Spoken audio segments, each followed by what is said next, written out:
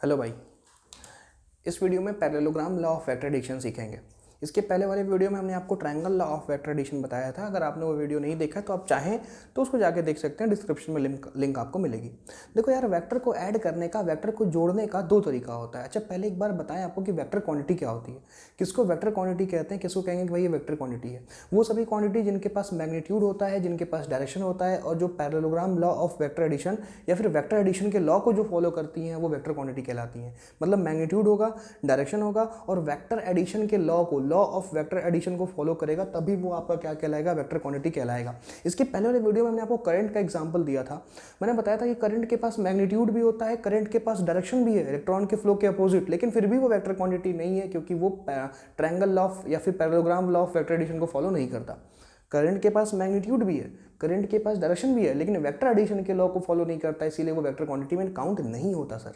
सही है ना। तो एडिशन का दो लॉ है, ट्रायंगल लॉ बता रखा है। इस वीडियो में parallelogram law of vector addition बताएंगे। आपको पैरेललोग्राम लॉ बताया जाएगा कि कैसे पैरेललोग्राम लॉ के थ्रू दो वेक्टर को हम लोग ऐड कर सकते हैं। मान लेते हैं, सुनिएगा, समझना ध्यान से, बहुत सिंपल है, कोई बहुत कठिन चीज़ नहीं है, फट से आप समझ जाएंगे। अगर आप ट्रायंगल लॉ पढ़े हैं ना तो आपको उसका प्रूफ में तो कोई दमी नहीं है, एकदम एग्जैक्टली सेम है, सब कुछ सेम है। देखो ए वेक्टर है ये, और मान लेते हैं यहाँ से बी वेक्टर है, और इन दोनों वेक्टर को हम लोगों को पैरेललोग्राम लॉ लगा के जोड़ना है, ठीक है ना। पैरेललोग्राम लॉ क्या कहता है, पैरेललोग्राम लॉ कहता है कि अगर हम लोग दो वेक्टर्स को पैरेललोग्राम के दो एडजेसेंट साइड से, एडजेसेंट का मतलब एक के बाद एक आने वाली साइड को एडजेसेंट कहेंगे।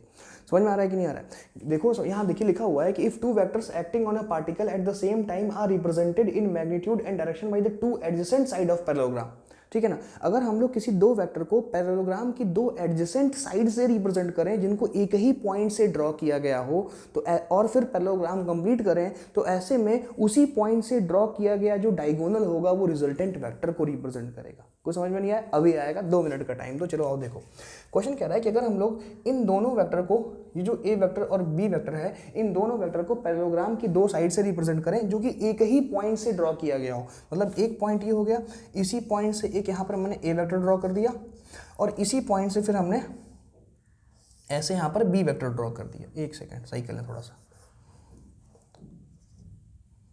देखो इसी पॉइंट से बी वेक्टर ड्रॉ कर दिया, यहाँ पर हमने ए वेक्टर ड्रॉ कर दिया, यहाँ पर बी। देखो सेम पॉइंट से हमने दोनों वेक्टर को ड्रॉ कर दिया, और ऐसा करके हम पैरेललोग्राम को कंप्लीट कर लेंगे, ऐसा करके हम पैरेललोग्राम को कंप्लीट कर लेंगे, ठीक है ना। तो देखो वही बात हुई ना, if two vectors acting on a particle at the same time are represented in magnitude and direction by two adjacent side of parallelogram. दो एडजेसेंट साइड से हमने दो वेक्टर को रिप्रेजेंट कर लिया। drawn from a point, drawn from a same point लिख दूं मैं, drawn from a same point, जिसको कि same point से ड्रॉ किया गया। then their resultant vector is represented in magnitude and direction by diagonal of parallelogram drawn from same point। तो उस कंडीशन में अगर हम लोग दो वेक्टर को पैरेललोग्राम के दो साइड से रिप्रेजेंट करेंगे जो कि दोनों एक ही पॉइंट से ड्रॉ किया गया होगा, तो ऐसे में उसी पॉइंट से जो ये पैरेललोग्राम का डायगोनल होगा, उसी पॉइंट से जो ये पैरेललोग्राम का डायगोनल होगा, ये डायगोनल हमें क्या दे देगा, ये डायगोनल हमको रिजल्टेंट वेक्टर दे देगा। यानी जो इसी पॉइंट से जो डायगोनल ड्रॉ किया जाएगा, यही डायगोनल हमें क्या प्रोवाइड करेगा, ये डायगोनल हमको रिजल्टेंट वेक्टर प्रोवाइड करेगा। सही है। अगर दो वेक्टर को पैरेललोग्राम के दो साइड से रिप्रेजेंट किया जाता है, जो कि दोनों साइड एक ही पॉइंट से ड्रॉ की गई है, तो ऐसे में उसी पॉइंट से उस पैरेललोग्राम का जो डायगोनल होगा वो हमें क्या दे देगा, रिजल्टेंट वेक्टर दे देगा। रिजल्टेंट वेक्टर क्या होता है, ए और बी वेक्टर दोनों मिलके जो इफेक्ट प्रोड्यूस कर रहे हैं, अगर इकलौता अकेला वेक्टर उतना ही इफेक्ट प्रोड्यूस कर दे तो वो क्या कहलाएगा, रिजल्टेंट वेक्टर कहलाएगा। जैसे देखो ए वेक्टर, यहाँ ए वेक्टर है और ये बी वेक्टर है, दोनों मिलके जितना इफेक्ट प्रोड्यूस कर रहे हैं, अगर ये रिजल्टेंट वेक्टर अकेले उतना इफेक्ट प्रोड्यूस कर देगा, ए और बी मिलके जितना इफेक्ट प्रोड्यूस किए, आर वेक्टर एक ऐसा वेक्टर जो उतना ही सेम इफेक्ट अकेले प्रोड्यूस कर देगा, वो रिजल्टेंट वेक्टर कहलाएगा। सही है क्या।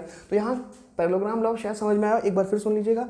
अगर हम लोग दो वेक्टर को पैरेललोग्राम के दो साइड से रिप्रेजेंट करें कुछ इस तरह से कि दोनों को एक ही पॉइंट से ड्रॉ किया गया हो, तो ऐसे में उसी पॉइंट से ड्रॉ किया गया जो डायगोनल होगा वो हमें क्या दे देगा, वो हमें रिजल्टेंट वेक्टर दे देगा। तो यहाँ पे भैया आर वेक्टर बताओ किसके बराबर हो गया, ए वेक्टर प्लस बी वेक्टर। ए वेक्टर बी वेक्टर को जोड़ा तो किसके बराबर आ गया, आर वेक्टर बराबर ए वेक्टर प्लस बी वेक्टर। क्या इतनी बात क्लियर है, ये स्टेटमेंट समझ में आया आपको, कोई कन्फ्यूजन तो नहीं है। दो वेक्टर को पैरेललोग्राम के दो साइड से रिप्रेजेंट करना है और दोनों वेक्टर सेम पॉइंट से ड्रॉ किए जाने चाहिए। दो वेक्टर को पैरेललोग्राम के दो साइड से रिप्रेजेंट करना है, वो दोनों वेक्टर सेम पॉइंट से ड्रॉ करना चाहिए।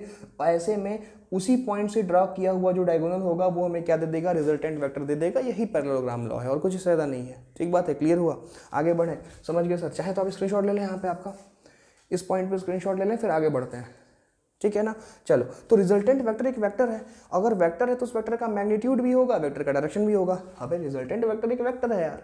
ठीक है, दो वेक्टर को जोड़ोगे तो आंसर तो एक वेक्टर ही आएगा ना। तो ये रिजल्टेंट वेक्टर जो है इसके पास मैग्नीट्यूड भी होगा, इसके पास डायरेक्शन भी होगा। तो चलो इसके मैग्नीट्यूड और डायरेक्शन का फॉर्मूला निकालेंगे। एग्जैक्टली जैसे ट्रायंगल लॉ में डिराइव किया था, एकदम सेम टू सेम वही होगा। नाम मान लेते हैं, इसका नाम मान लिया ए, इसका नाम मान लिया बी, इसका नाम मान लिया सी। अब देखो, सुनना समझना, ये जो ए बी वाली लाइन है ना, इसको थोड़ा सा एक्सटेंड कर दिया, कर सकते हैं, और सी वाले पॉइंट से एक यहाँ पर ऐसे परपेंडिकुलर ड्रॉ कर दिया और इस पॉइंट का नाम रख लिया डी। समझे?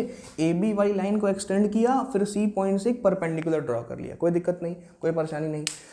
अब तुम बताओ, ये एक सेकेंड, ए बी सी, इसका नाम ई कर लेते हैं, कुछ इसका नाम लेते हैं। तुम देखो, ए बी सी ई तो एक पैरेललोग्राम है। ए बी सी ई तो एक पैरेललोग्राम है। अगर ये ए बी सी ई एक पैरेललोग्राम है तो क्या पैरेललोग्राम की अपोजिट साइड बराबर होती है? तो अगर ये बी वेक्टर है तो क्या इसको भी बी वेक्टर कह सकते हैं? बिल्कुल कह सकते हैं। मतलब ये कितना हो गया आपका बी वेक्टर। सही है क्या? अब अच्छा सुनो, ए वेक्टर और बी वेक्टर के बीच में एंगल कितना है समझिएगा। ये देखो, ये आपका ये ए वेक्टर, ये आप ये सब ए बी से कंफ्यूज मत करिएगा ना, एक ही हो गया। बदल दूं क्या मैं? समझ जाओगे ना कि बदल देते हैं, जान दो, रुक जाओ, वेट वेट वेट, कन्फ्यूजन हो। पी क्यू आर एस कर लेते हैं यार, क्या फर्क पड़ता है? पी फिर क्यू सुना, P R S T U, ऐसे कर लिया, क्या दिक्कत है? देखो, parallelogram P R S T एक पैरेललोग्राम है। एस पॉइंट से हमने पी आर पी टी वाले लेंथ को थोड़ा सा एक्सटेंड कर दिया और एस पॉइंट से एक परपेंडिकुलर ड्रॉ कर दिया। वो ए और बी कंफ्यूज करे इसलिए इसको मैंने ऐसे कर दिया, बाकी कोई दिक्कत नहीं था। कुछ ए भी रखो चाहे कुछ रखो, अब ए वेक्टर बी वेक्टर मिल जाए तो आपको दिक्कत हो, इसलिए मैंने बदल दिया। ठीक सर, तो पी आर एस टी एक पैरेललोग्राम है। अगर ये पैरेललोग्राम है तो अगर ये बी वेक्टर है तो ये भी बी वेक्टर की अपोजिट साइड बराबर होती है, सेम होती है, जानते हो तुम। ठीक है, बहुत ही बढ़िया। अब एक चीज़ ऑब्जर्व करो, ए वेक्टर और बी वेक्टर के बीच में क्या यही है क्या? तो हमने मान लिया कि ए वेक्टर और बी वेक्टर के बीच में कितना एंगल है? थीटा। ए वेक्टर और दोनों वेक्टर के बीच में कितना एंगल है? थीटा। सर जी सुनिए, अगर ये एंगल थीटा है तो क्या ये एंगल भी थीटा होगा क्या? करस्पॉन्डिंग एंगल, बिकॉज पैरेललोग्राम है तो P R will be parallel to S T. Parallelogram की अपोजिट साइडें पैरेलल होती हैं, तो पी आर जो होगा एस टी के पैरेलल होगा, तो ये थीटा है तो ये भी थीटा है, करस्पॉन्डिंग एंगल। सही है ना? अब बी वेक्टर को रिजॉल्व कर लेते हैं। आइए देखिए, बी वेक्टर को रिजॉल्व कर लेते हैं यहाँ पे। सर जो बी वेक्टर इसको रिजॉल्व कर लिया, इधर जब करेंगे तो कितना आएगा बताओ? इसको जिधर थीटा उधर कॉस कंपोनेंट, तो ये आ गया आपका बी कॉस थीटा। ये बी कॉस थीटा आ गया और इसके परपेंडिकुलर बताओ क्या आएगा? Sine component. इधर किया तो बी कॉस थीटा, इसके परपेंडिकुलर क्या आ गया? Sine component b sine theta. और अगर यहाँ बी साइन थीटा होगा तो फिर से यार देखो ना, एक तरह का पैरेललोग्राम, फिर से इसको ड्रॉ कर दें एक बार के लिए टेम्पररी। देखो, ये जब हमने बी वेक्टर को रिजॉल्व किया, इधर आया बी कॉस थीटा और इसके परपेंडिकुलर क्या आ गया? B sine theta. अब ये तो एक पैरेललोग्राम छोटा सा ड्रॉ हो गया है ना, ये बी साइन थीटा है तो ये भी कितना होगा? B sine theta. मतलब यहाँ पर भी लेंथ कितना आ गया? B sine theta. इसको हटा देते हैं, समझे? अब आप एक ट्रायंगल देखिएगा पी एस यू, फटाफट कर लेंगे क्योंकि in triangle P S U, triangle law नहीं देखा तो एक बार देखना जरूर उसको। ठीक है, तो अपने आप सब क्लियर हो जाएगा। वैसे क्लियर तो यहाँ से भी हो रहा होगा, अगर ट्रायंगल लॉ नहीं भी देखा तो कोई फर्क नहीं पड़ता, आपको समझ में तो यहाँ भी आ रहा होगा। पी एस यू देखो, पी एस यू तो क्या होता है बताओ? परपेंडिकुलर का स्क्वायर प्लस बेस का स्क्वायर किसके बराबर होता है? बोलिए, हाइपोटेनस के स्क्वायर के बराबर होता है। हाइपोटेनस बताओ यहाँ पर क्या है? क्या आर वेक्टर हाइपोटेनस है क्या? तो आर वेक्टर इज हाइपोटेनस, तो मैं क्या लिखूं? आर वेक्टर का स्क्वायर बराबर परपेंडिकुलर। अरे भैया पी एस यू, ये ट्रायंगल देख रहे हो ना, पी एस यू, तो क्या ये लेंथ परपेंडिकुलर है? B sine theta is perpendicular, तो बी साइन थीटा का होल स्क्वायर प्लस बेस कितना है पूरा यहां से लेके यहां तक, A plus B cos theta, A plus B cos theta का होल स्क्वायर। सही लिखा ना मैंने? Perpendicular B sine theta, base A plus B cos theta, सबका होल स्क्वायर। सॉल्व करो, आर वेक्टर का स्क्वायर बोले तो आर स्क्वायर बराबर B square sine square theta plus A plus B का whole square, A square B square cos square theta plus 2ab cos theta. सही sir ji. B square sine square और B square cos square को ध्यान से देखो, अगर दोनों में से साइन बी स्क्वायर कॉमन ले लें तो क्या sine square plus cos square 1 हो जाएगा क्या? अरे sir B square sine square और B square cos square, B square common ले लो, sine square plus cos square कितना हो जाएगा? 1 हो जाएगा। तो R vector bar R square बराबर A square plus B square plus 2ab cos theta. तो यहाँ पर देखो r बराबर कितना आ गया, इधर जाएगा तो रूट इधर चला आएगा, r बराबर root over A square plus B square plus 2ab cos theta के बराबर आएगा। सही है ना। देखो जो रिजल्टेंट वेक्टर है उस रिजल्टेंट वेक्टर के मैग्नीट्यूड का फॉर्मूला मिला। ए और बी जब दो वेक्टर को पैरेललोग्राम के ट्रिक से जोड़ा तो दोनों को जोड़ने पर जो रिजल्टेंट वेक्टर मिला उस रिजल्टेंट वेक्टर का मैग्नीट्यूड हमने यहाँ से निकाल दिया। सही सर। डायरेक्शन निकालना पड़ेगा, मैग्नीट्यूड निकालो, डायरेक्शन निकालना पड़ेगा। समझ गए यहाँ तक ना? यहाँ तक क्लियर हुआ ना? समझ गए? कोई डाउट हो? सिंपल सा डेरिवेशन है यार, पाइथागोरस थ्योरम लगा के सिंपल सा डेरिवेशन, कोई बहुत खास बात तो कर ही नहीं रहे यहाँ पे हम, ठीक है ना। तो चलो रिजल्टेंट वेक्टर का मैग्नीट्यूड निकल गया, यहाँ लिख दूँ मैं for magnitude of resultant vector. अब डायरेक्शन की चर्चा करते हैं कि भाई रिजल्टेंट वेक्टर के डायरेक्शन के लिए क्या करना होगा। बताओ रिजल्टेंट वेक्टर इस ए वेक्टर से क्या अल्फा एंगल बना रहा है क्या? ये रिजल्टेंट वेक्टर इस ए वेक्टर से कितना एंगल बना रहा है? अल्फा एंगल बना रहा है। अब ट्रायंगल देखो PSU, ध्यान देना, इन ट्रायंगल PSU एक राइट एंगल ट्रायंगल दिख रहा है सर जी आपको?